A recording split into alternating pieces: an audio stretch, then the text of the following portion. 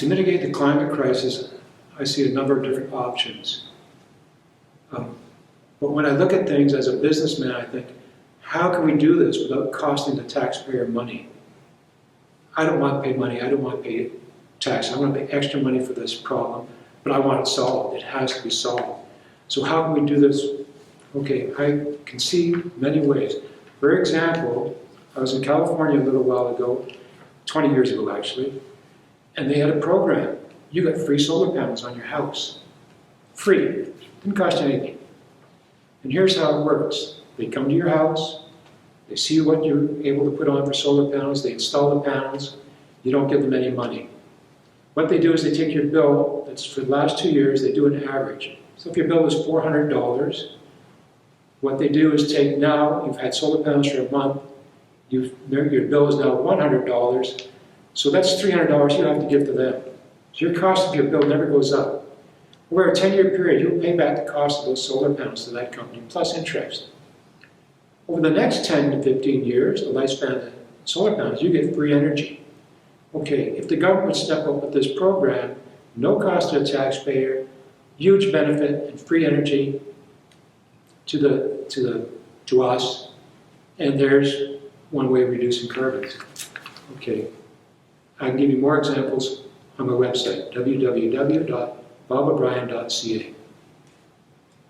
Climate change is my number one priority, the Green Party's number one priority, and it should be for everyone who has any concern whatsoever about the future, the top priority. And so day one as your MP, I will start pushing. Heck, by sending me to Ottawa, electing a Green MP would send the clearest possible signal that climate change is something, the climate crisis is something that we take seriously and we demand action. So to this point, the government has spent more this past year, 2020, on supporting the oil and gas industry than they are proposing to spend over the next 10 years on climate change initiatives. We need to not just reverse that, but we need to stop. We need to stop subsidizing oil and gas. We need to stop new projects. And from day one, that's what I would be pushing. So the urgently things we need to do: stop oil and gas subsidies. We need to ban fracking. We need to stop all new fossil fuel developments, including the LNG projects supported by the NDP. We need to make immediate investments in green energy projects. We need to start retrofitting buildings across the country. This is an urgent problem, and so far there's been lots of talk, but very little action, and most of the action has been in the wrong direction. So I'm repeating this if you've seen my other videos. If you want something better, you need to vote for something better. And the best time, the only time for the real change to happen in the time frame that science says it needs to, is now. So on December 20th, vote for me, Ian Curry, vote green. Fighting climate change has been one of the top priorities of the Liberal government, and if re-elected, the Liberal government will continue to make fighting climate change a top priority. I had the pleasure of serving the Minister of Environment and Climate Change as her Director of Policy and Indigenous Relations.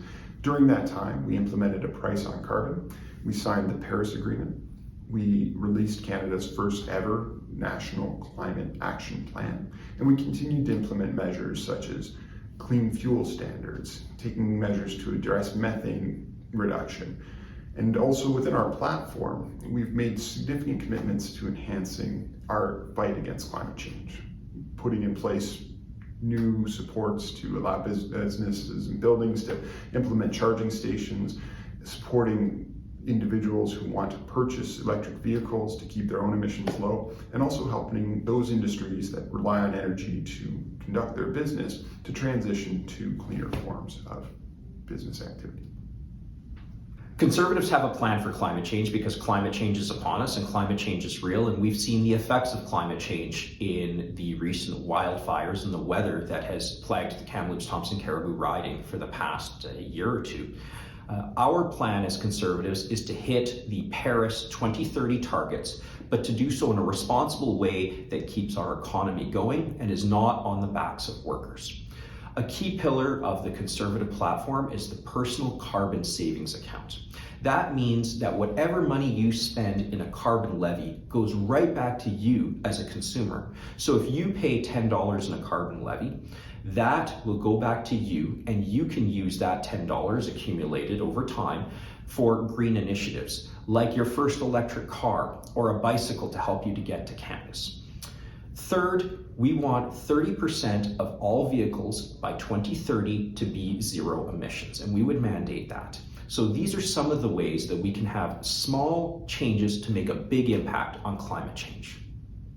We know this is an existential crisis, and we've been living under the terrifying effects of wildfires right here in Kamloops-Thompson-Cariboo, and this is not the first summer we've experienced this, and this is spreading globally. So we need to take urgent action now.